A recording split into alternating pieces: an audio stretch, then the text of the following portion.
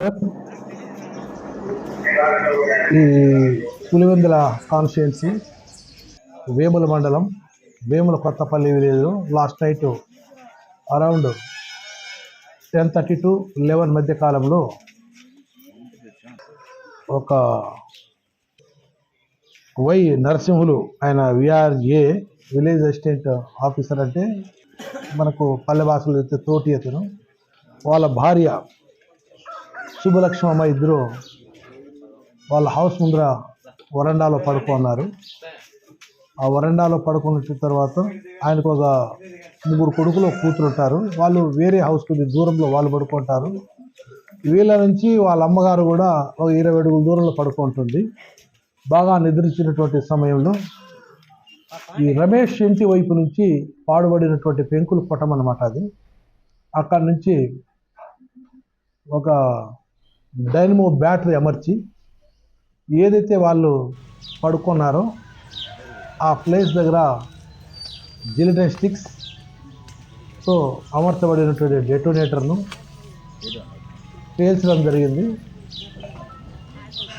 పర్యవసానంగా wife and husband ఇద్దరికీ గాయాలైనాయి. వాళ్ళిద్దరికి తరలిస్తూ ఉంటే ఎన్ రూట్ ఎవరైతే నర్సింగ్లు విఆర్ఏ ఉన్నారో ఆయన చనిపోవడం జరిగింది. అతనికి మన వేంపల్లి మార్చ్ రూమ్లో తరలించినాము. వైఫ్ శుభలక్ష్మమ్మకు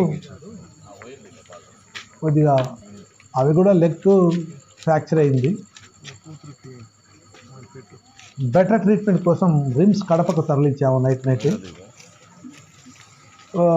ఈ కేసులో ఇంకా మనం దర్యాప్తులో ఉంది కాబట్టి కేసు దర్యాప్తు చేసిన తర్వాత పూర్వపరం చెప్తాం. మోటివ్ ఇంకా కొద్దిగా ఎస్టాబ్లిష్ కాలేదు, క్లియర్గా చెప్తాను. బట్ ప్రాథమికంగా తెలిసింది ఏంటంటే వివాహేతర సంబంధాలు ఉన్నాయని కొద్దిగా దృష్టికి వచ్చింది. అన్ని కోణాల్లో విచారణ చేసి ఆలోచన చేసి మోటివ్ ఆఫ్ ఎస్టాబ్లిష్ను ఐడెంటిఫై చేస్తాం. అదే రకంగా ఆ డెటోనేటర్ ఎక్కడి నుంచి వచ్చింది, జిలినస్టిక్స్ ఎక్కడి నుంచి వచ్చింది, అండ్ బ్యాటరీ కూడా ముఖ్యమే. అవి ఎక్కడి నుంచి వచ్చినాయనేది ఆ కోణంలో విచారిస్తున్నాము. ఈరోజు ఈవినింగ్ అంతా ఈ కేసు ఫైనలైజ్ చేస్తాం.